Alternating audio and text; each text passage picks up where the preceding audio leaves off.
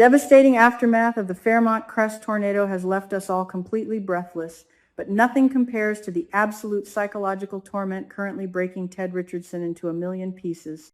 I have been watching this show closely, analyzing every single frame, and the sheer amount of pressure currently suffocating Ted is almost too painful to witness. He is a man who is entirely obsessed, driven to the brink of absolute madness by the creeping, terrifying realization that his children might actually die. Ted is a powerful man, a man who is used to fixing things, managing hospitals, and controlling narratives, but right now he is completely and utterly helpless. The survival of Ava and Martin does not depend on his wealth or his influence. It depends entirely on the fragile whims of fate and the exhausted hands of the Garland Memorial medical staff.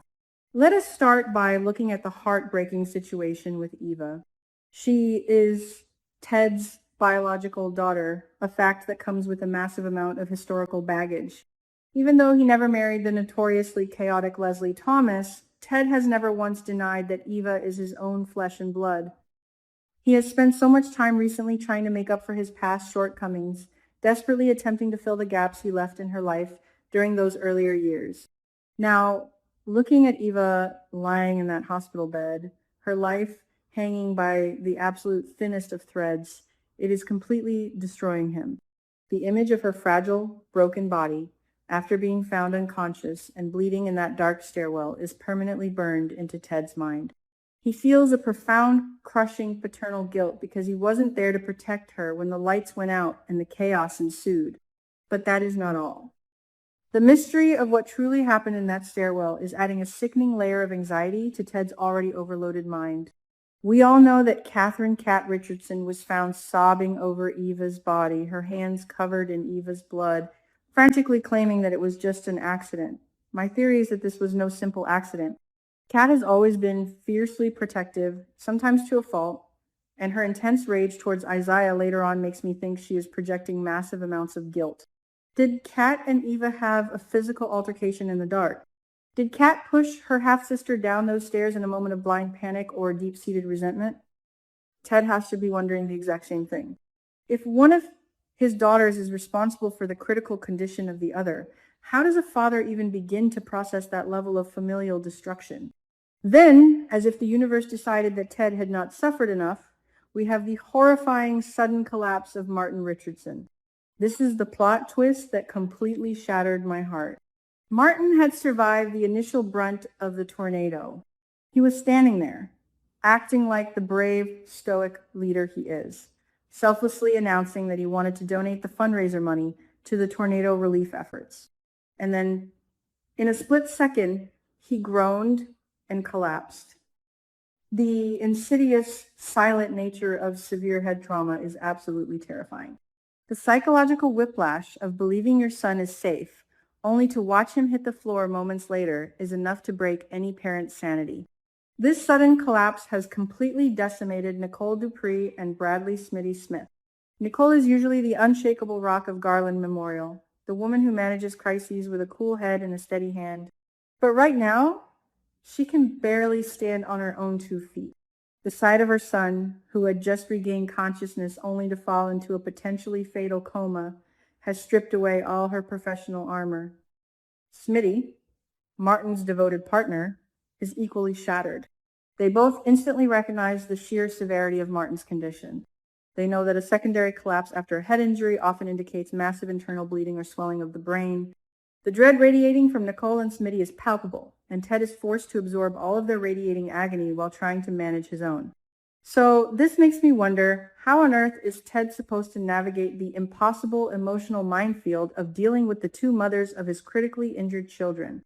On one side of the hospital corridor, we have Leslie Thomas. Leslie is predictably loud, aggressively demanding, and entirely self-centered in her grief. In her mind, the entire universe revolves around Eva, and she likely expects Ted to drop absolutely everything to focus solely on her daughter. She is chaotic and volatile. And under this intense stress, she is a ticking time bomb. On the other side, we have Nicole. Nicole's grief is quiet, profound, and utterly devastating. She cannot survive if anything happens to Martin. She desperately needs the support of Ted, the father of her child, to help anchor her to reality. Ted is physically and emotionally torn in half, desperately trying to be the pillar of strength for two very different, very broken women, while he himself is bleeding out internally.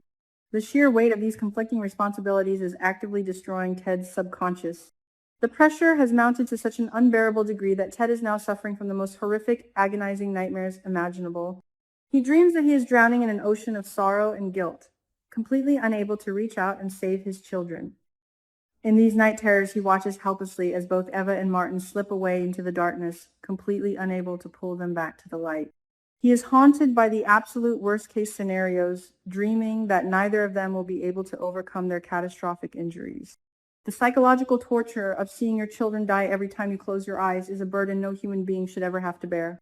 Thankfully, amidst the suffocating darkness, Chenise Johnson is stepping up to be Ted's ultimate saving grace.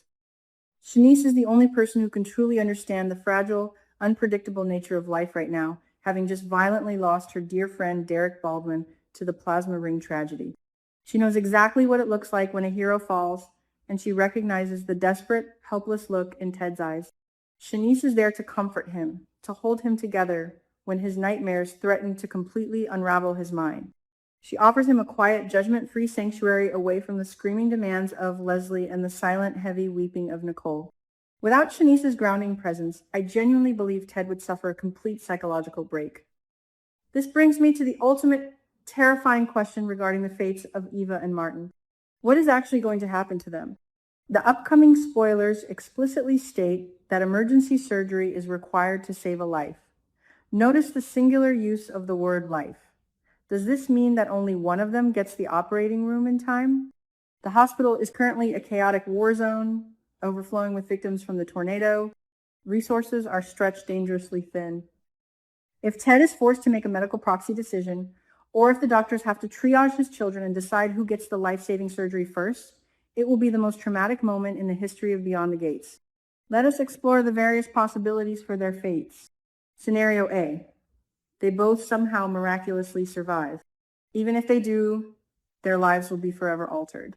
Martin could wake up with severe cognitive deficits, completely ending his brilliant political career and altering his relationship with Smitty forever.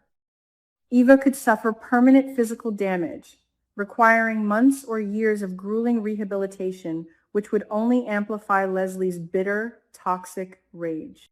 The road to recovery would be a grueling, agonizing journey that would test the limits of the entire Richardson, Smith, and Dupree family dynamic.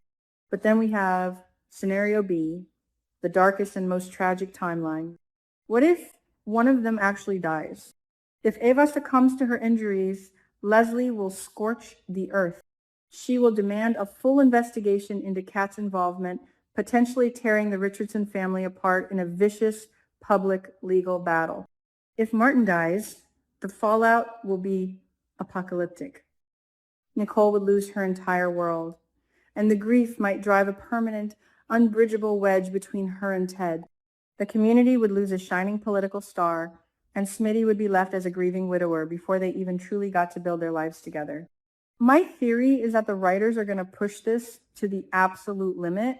I believe that one of them will flatline on the operating table, forcing Ted to experience the exact horror of his nightmares before a miraculous medical intervention brings them back.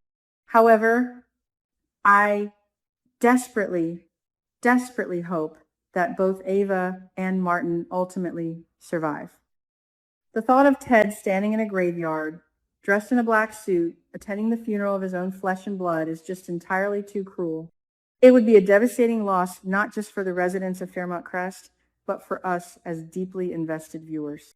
The impending days are going to be a grueling test of endurance. We are going to see Ted pushed to the very edge of human sanity. We are going to see Kat forced to confront whatever dark truth she is hiding about that stairwell.